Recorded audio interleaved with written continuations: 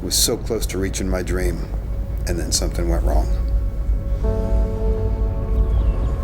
Usually I would just leap out of bed in the morning. I couldn't wait to get to work. And this day was just different.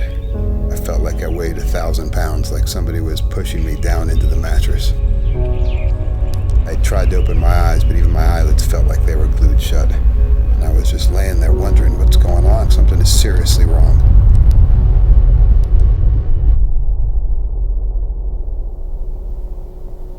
The last thing I could recall was training with my skydiving team Air Moves. I'd spent the last several years living in my van, eating out of a cooler, peanut butter and jelly 3 times a day, determined to be a world champion skydiver. And finally, I had the opportunity of a lifetime to start my own sponsored team.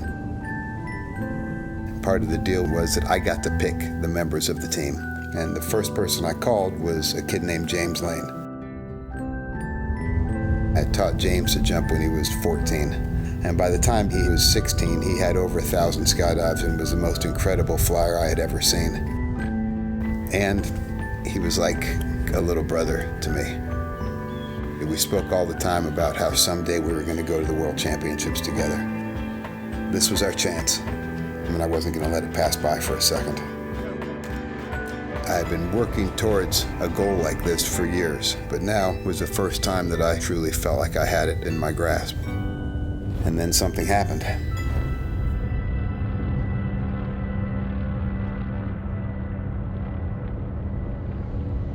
I realized I was laying in bed, but I couldn't move. The only memory I had was something that seemed to have happened just minutes before then.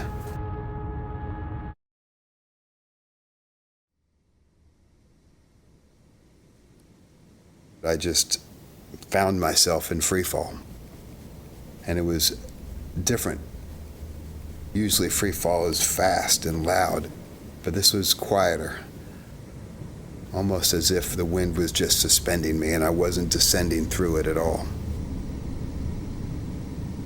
And I looked up and I saw James flying down to me.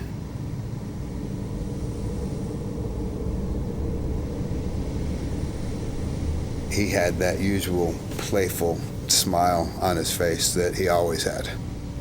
And he said, "Danny, what are you doing here? You're not supposed to be here. You need to get back down there."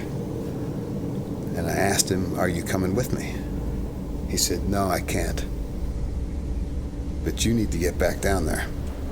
You have to get control of the situation." And he put his hand out the way we did when we were doing our team count.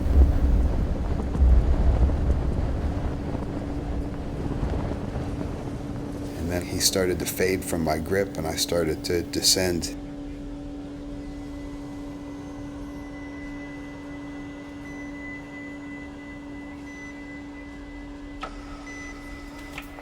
When I was finally able to open my eyes, I realized I'm in a hospital bed.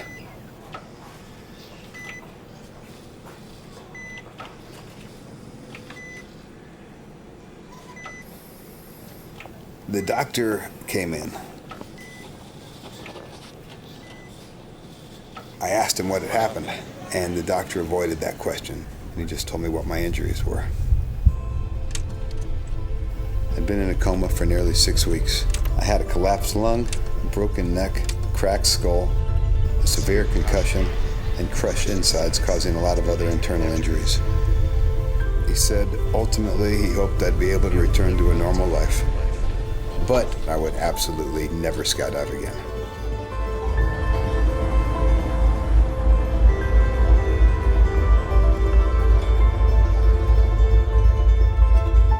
My girlfriend came in and I asked her what had happened, and she dodged the question.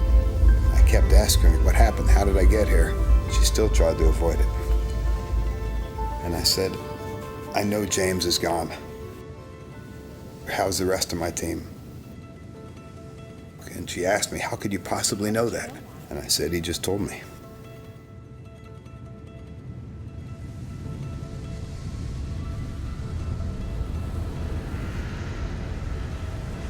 And she told me at that point it was a plane crash.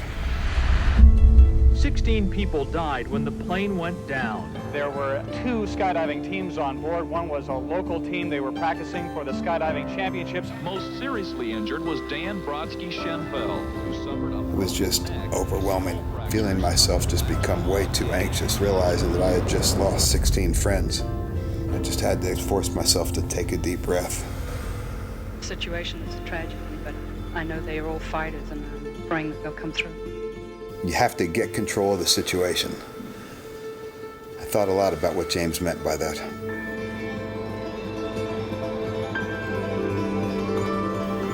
I believed he was warning me to the fact that I was about to wake up in a completely different world than the one I remembered.